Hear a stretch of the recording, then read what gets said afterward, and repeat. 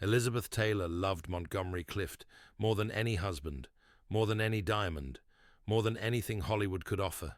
Not romantically, though the world wanted that story, but with a fierce, protective devotion that lasted until the day he died.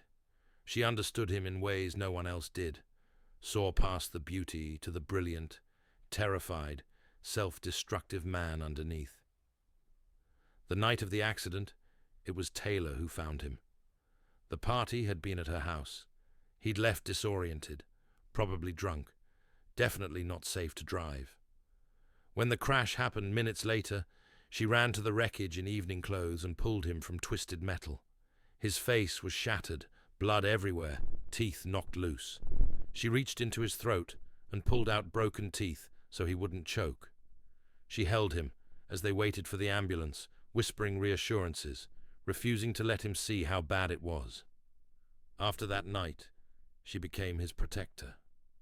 When studios wanted to fire him because his damaged face no longer photographed well, Taylor threatened to quit her own films unless they kept him. When he showed up to sets too drunk or drugged to function, she covered for him, ran lines with him, helped him remember who he was supposed to be. She loved him with a desperation born from knowing she couldn't actually save him. Because Montgomery Clift was drowning long before the accident, drowning in secrets and pills and alcohol and the exhaustion of living a lie. The crash just made the drowning visible, and Taylor, for all her power and devotion, could only watch as her dearest friend slowly disappeared. When he died at 45, too young, too damaged, too lost, she wept for the man Hollywood had destroyed and she'd been unable to save. Don't forget to subscribe to my channel and like the video for your support. Thank you for subscribing. Edward Montgomery Clift was born in 1920 to a family that valued social position above almost everything else. His mother, Ethel, was a woman of fierce ambition and uncertain lineage who'd married well and was determined that her children would ascend even higher. She raised Montgomery, always called Monty by those who knew him, with the expectation of greatness, but her version of greatness had specific parameters. Excellence was required. Conformity was mandatory. Anything that threatened the family's social standing was intolerable. From childhood, Monty understood that he was different, not just sensitive or artistic, though he was both, but fundamentally other in ways that couldn't be discussed. In a family that demanded perfection and a society that punished deviation, he learned early to hide, to perform, to present a self that was acceptable, while burying the truth so deep that sometimes even he couldn't find it. He started acting at 14, finding on stage a space where performance was expected, where becoming someone else was the point rather than the problem. Theatre became his refuge, his education, his escape. By his early 20s, he was already recognized as one of the most talented stage actors of his generation, intense, emotionally available, capable of conveying psychological complexity that most actors could only pretend at. Hollywood came calling in 1948. He was 27, already established on Broadway, reluctant to trade theatre's artistic integrity for cinema's commercial demands. But the money was substantial, and more importantly, the right role found him. Red River, Howard Hawks' Western, playing opposite John Wayne. Monty would be the sensitive young gunslinger to Wayne's weathered patriarch, representing a new kind of masculinity. Vulnerable, complex, beautiful. The film's release in 1948 changed everything. Audiences had never seen anyone like Montgomery Clift on screen.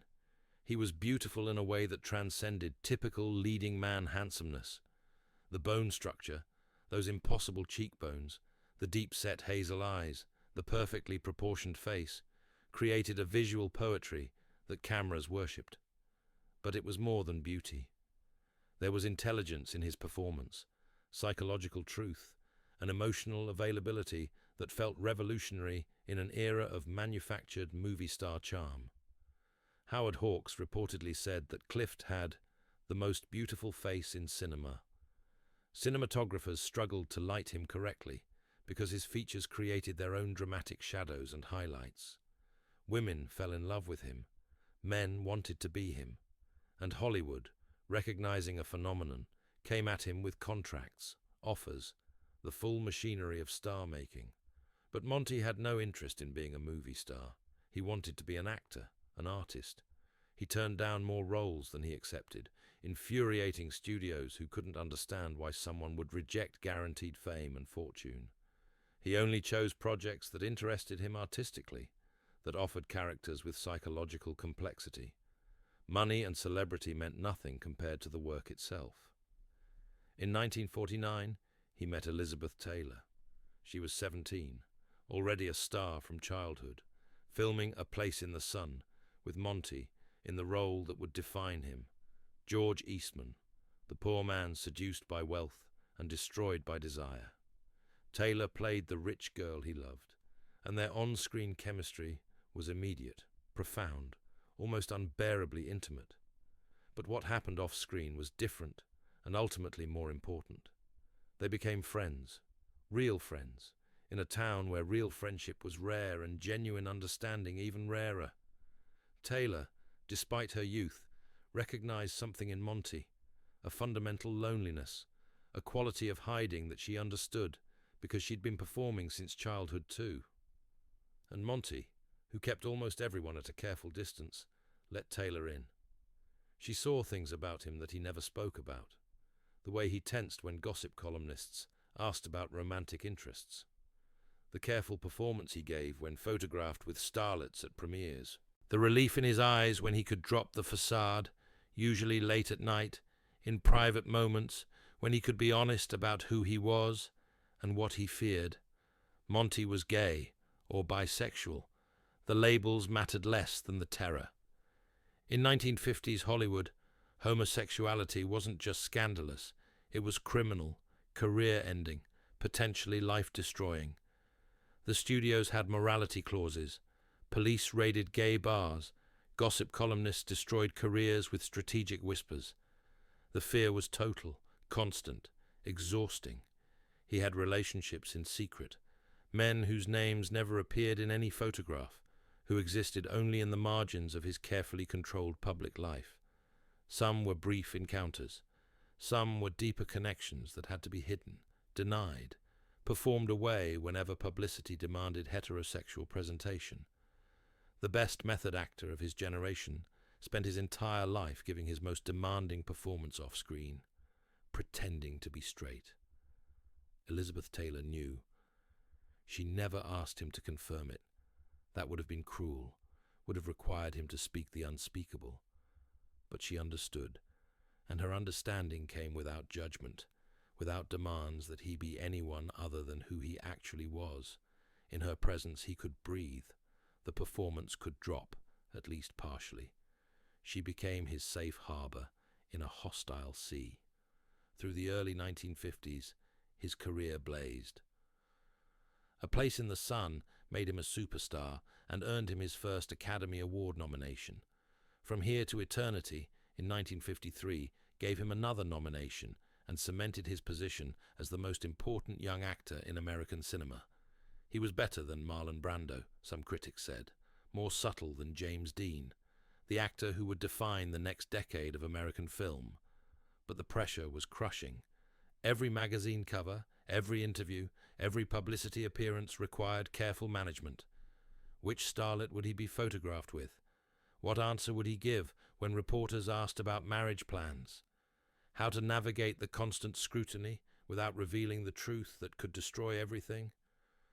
He started drinking more, not socially, self-medicatively.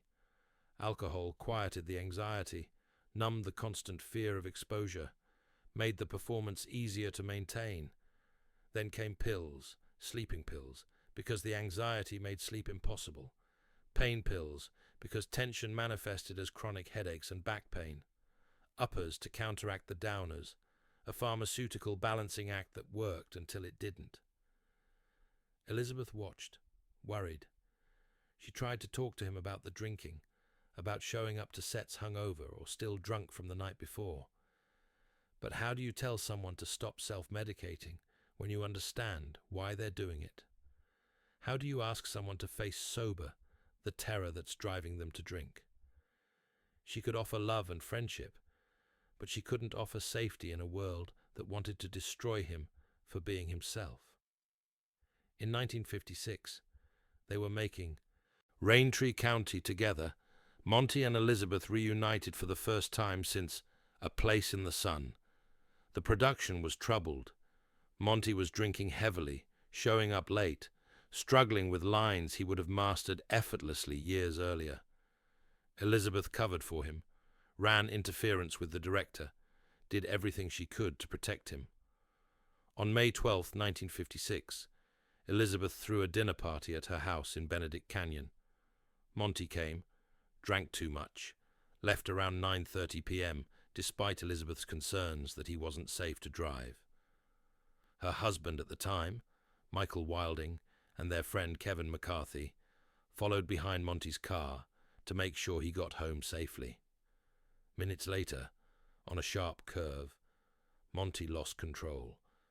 His car hit a telephone pole with devastating force.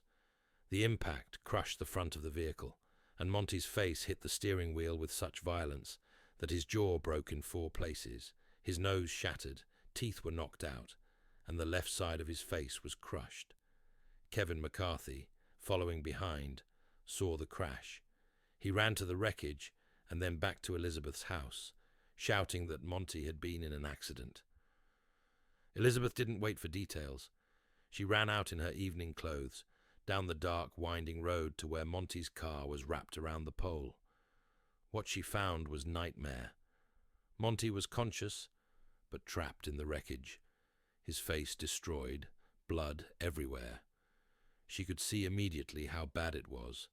The left side of his face looked wrong, misshapen, and he was choking on something. Without hesitation, Elizabeth reached into his mouth and throat, pulling out broken teeth so he wouldn't choke on them. She held his head, whispering reassurances, refusing to let him see her horror at the damage. The ambulance seemed to take forever. She stayed with him, talking to him, keeping him conscious, her hands covered in his blood. When they finally extracted him from the car and loaded him into the ambulance, Elizabeth climbed in too. She wouldn't leave him. Not then. Not ever. The surgery took hours. Doctors worked to reconstruct his shattered face, wiring his jaw, rebuilding his nose, replacing teeth. They saved his life, and they did the best they could with his face, but the damage was too extensive for perfect repair. When the bandages came off, Montgomery Clift looked like Montgomery Clift, but different. The symmetry was gone. The left side of his face was swollen, misaligned. The jaw didn't sit quite right. The perfection that had made him the most beautiful man in cinema was destroyed. Elizabeth was there when he first saw himself in the mirror. She watched his face, the parts of it that could still move correctly, crumble as he understood what had been lost. The career that depended on that beauty, the face that had defined him, the physical perfection that had been both gift and burden, all of it irrevocably altered in one moment of catastrophic bad luck. She made him a promise that day. She would protect him. Whatever it took, however long it lasted, she would make sure Hollywood didn't discard him, because his face no longer photographed perfectly. And she kept that promise with a ferocity that became legendary in the industry. When filming resumed on Raintree County, months later, Monty's face was still healing, still swollen and misaligned. The studio wanted to replace him, argued that audiences wouldn't accept him looking like this. Elizabeth threatened to quit. She was the bigger star at that point, the more bankable name, and the studio couldn't afford to lose her. They kept Monty, and Elizabeth made sure cinematographers shot him from angles that minimized the damage, that he had time to rest when the pain became unbearable, that he wasn't fired when the medication and alcohol made him unreliable. The film was released in 1957. Critics noted the change in Monty's appearance, some gently, some cruelly. But more than the physical damage, What showed on screen was different, a haunted quality, pain visible in his eyes, the luminous beauty replaced by something darker, more damaged. Monty tried to continue working. The Young Lions in 1958. Suddenly Last Summer in 1959, again with Elizabeth. Wild River in 1960. But each film was harder than the last. The physical pain from the accident never fully resolved. Chronic headaches, jaw pain, nerve damage. The medications to manage the pain interacted badly with the alcohol he drank to manage the anxiety. He gained weight, then lost it dramatically. His appearance fluctuated wildly. Worse than the physical challenges was the psychological damage. Before the accident, Monty had been one of the most disciplined actors in Hollywood, memorizing entire scripts, arriving prepared, giving performances of extraordinary precision. After the accident, he struggled to remember lines, showed up late or not at all, sometimes appeared on set too intoxicated to function.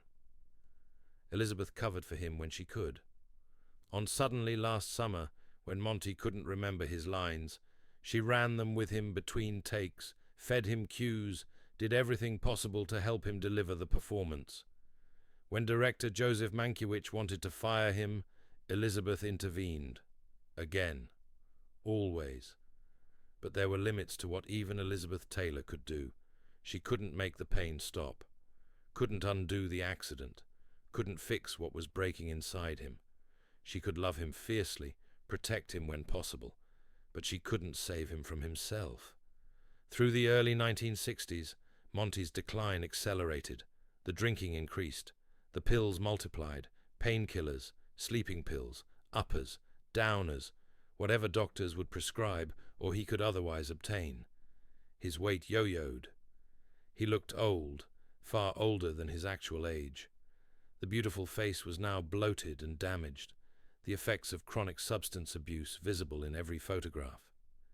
In 1961, he filmed The Misfits with Marilyn Monroe and Clark Gable. It was meant to be prestigious, important, but the production was a disaster. Monroe was struggling with her own addictions. Gable was dying. He'd suffer a fatal heart attack days after filming Wrapped, and Monty was barely functional. The film captured three icons in various stages of personal collapse. Elizabeth called him constantly during this period, checked on him, tried to get him to slow down, to get help, to stop destroying himself. But addiction isn't something that responds to love, no matter how fierce. And Monty was addicted to alcohol, to pills, to the chemical escape from a pain that was both physical and existential. His final film was The Defector in 1966, shot in Germany. He was 45 years old and looked 20 years older. The performance was professional. Monty's craft remained even when everything else was falling apart, but the cost was visible. He was exhausted, ill, hollowed out. He returned to his New York townhouse in the summer of 1966. Elizabeth was in California, filming, but they talked on the phone regularly.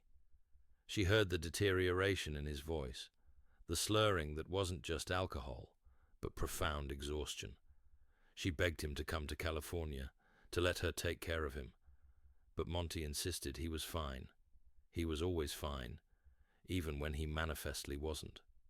On July 23, 1966, Monty's assistant found him dead in his bedroom.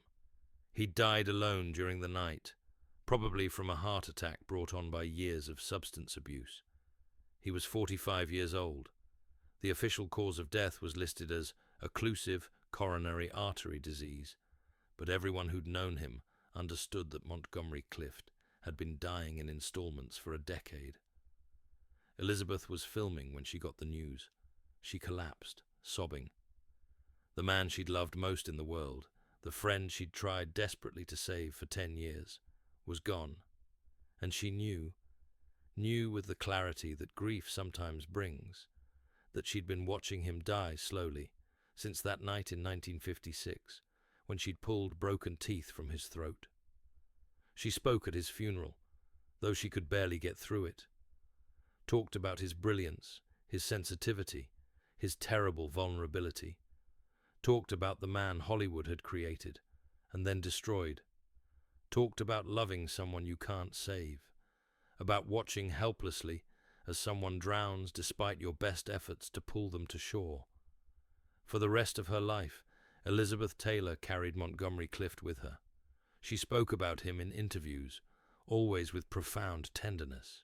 She kept photographs of him in her home, the beautiful young man from A Place in the Sun, before the accident, before the decline. She never stopped mourning him, never stopped wondering if there was something more she could have done, some way she could have saved him. The tragedy of Montgomery Clift was multifaceted. There was the obvious tragedy of the accident, the most beautiful face in Hollywood destroyed in a moment. The physical pain that never resolved, the career derailed by damage that altered his appearance so dramatically. But deeper was the tragedy of a brilliant actor forced to live a lie. In an era when being gay meant risking everything, Monty spent his entire adult life performing heterosexuality while his actual desires had to remain hidden. The psychological cost of that constant performance, that relentless fear of exposure, created stresses that manifested as addiction, as self-destruction, as a slow but inexorable decline. Elizabeth Taylor understood this better than most. She saw how the closet was killing him, how the fear and shame and constant vigilance wore him down. But understanding didn't equal power to change it. The world was what it was, hostile, dangerous, punishing to men like Monty. All she could offer was love and protection within that hostile world, and it wasn't enough. The final tragedy was how Montgomery Clift is remembered. His extraordinary talent, the revolutionary naturalism he brought to screen acting, the psychological depth, the influence he had on every method actor who came after, is often overshadowed by the accident, by the decline, by the sad spectacle of his final years. He becomes a cautionary tale, a before and after story, the beautiful man destroyed. But Elizabeth Taylor insisted on a different remembrance. She wanted people to know the Monty she knew. Brilliant, kind, tortured by a world that wouldn't let him be himself. She wanted his artistry recognized, his struggle honored. She wanted the world to understand that Montgomery Clift hadn't been weak or self-indulgent. He'd been brave, continuing to work despite chronic pain, continuing to live despite being forced into a soul-destroying performance of false identity. She never stopped loving him, never stopped grieving him, and when she herself became an AIDS activist in the 1980s, fighting for a community the world wanted to ignore, she thought often of Monty, of how the closet had destroyed him decades before AIDS arrived, of how fear and shame killed as surely as any disease. Montgomery Clift and Elizabeth Taylor's friendship was one of the great love stories of Hollywood, not romantic, but no less profound for that. She loved him enough to save his career when the accident threatened to end it. Loved him enough to cover for him when addiction made him unreliable. Loved him enough to hold him when he was broken and promise him that he was still beautiful, still talented, still worth everything. But love, however fierce, has limits. She couldn't undo the accident, couldn't create a world where Monty could live openly and safely, couldn't stop the pills or the drinking or the slow disintegration of a man who'd been dying inside long before his heart finally stopped. All she could do was love him, protect him when possible, and carry his memory after he was gone. It was everything she had to give, and it wasn't enough to save him. That's the heartbreak at the center of their story. Not that she didn't love him enough, but that love alone couldn't save someone from a world determined to destroy them for being different. Montgomery Clift died at 45, too young, too damaged, too lost. But in Elizabeth Taylor's heart, he lived forever, the beautiful, brilliant, tortured friend she'd loved more than anything and couldn't save. Her grief was the measure of her devotion, and her devotion was absolute. When they ask her in later years about her greatest loves, she always includes Monty, not romantically, but profoundly. The man she'd pulled from a wrecked car, whose broken teeth she'd removed from his throat, whose decline she'd witnessed helplessly, whose death left a hole that never healed. She'd saved him once, that night in 1956. But the salvation was temporary, the rescue incomplete. The crash had damaged more than his face. It had shattered something essential, and no amount of love could fully repair it. All Elizabeth Taylor could do was stand witness to his suffering and mourn the man Hollywood destroyed, and she couldn't save.